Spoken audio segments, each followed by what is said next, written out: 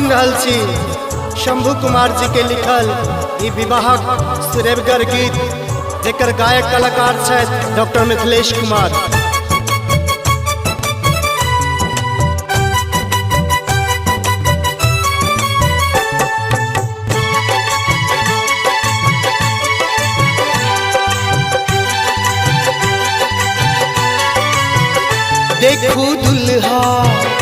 देखू दुल्हा दुलरुआ अवधपुर के, देखू दुल्हा दुलरुआ अवधपुर के, अवधपुर के ये अवधपुर के, अवधपुर के ये अवधपुर के। देखू दुल्हा दुलरुआ अवधपुर के, देखू दुल्हा दुलरुआ अवधपुर के, अवधपुर के ये अवधपुर के, अवधपुर के ये अवधपुर के। देखू दुल्हा दुलरुआ अवधपुर के, देखू दुल्हा दुलरुआ अवधपुर के।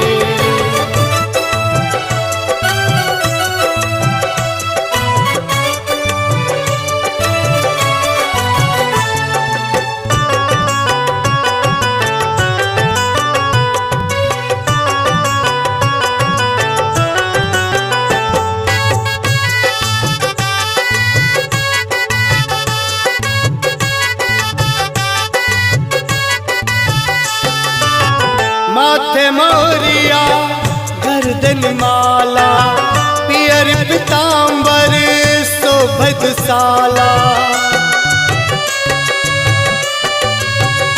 ओ माथ मोरिया गर्दन माला, पियर पीतांबर शोभत साला। लीलरा से चानन पारल, नैना नाजर आँख में काजल। तेल गुर के ये तेल गुर के, तेल गुर के ये तेल गुर के। खूब जातल कर परवा तेल गुर के, खूब जातल कर परवा तेल गुर के। देखू दुल्हा दुलरुआ अवधपुर के।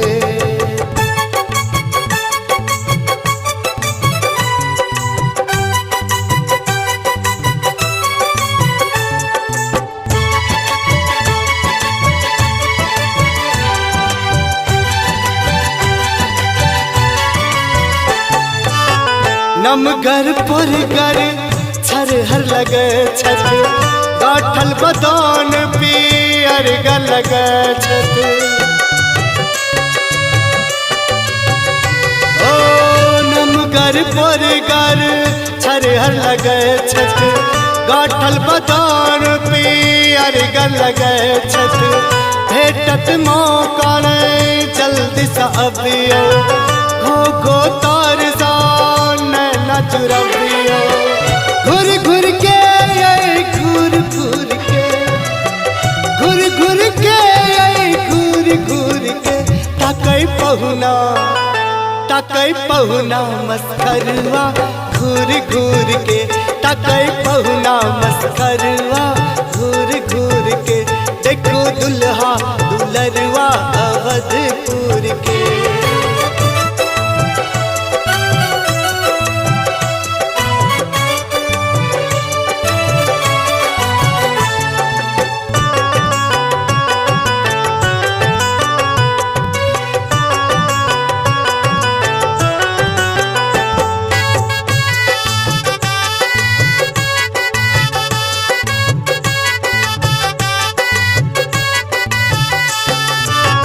जैथिन बिया घर सिया बहनिया, उसका बाद हत दोसर दुनिया।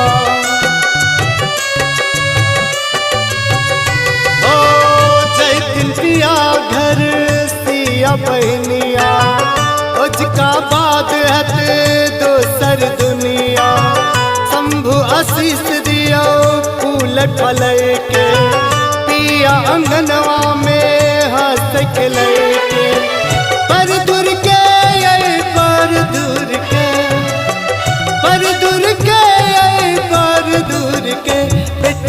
बन जात, बेटी बन जात असगरवा बार दूर के, बेटी बन जात असगरवा बार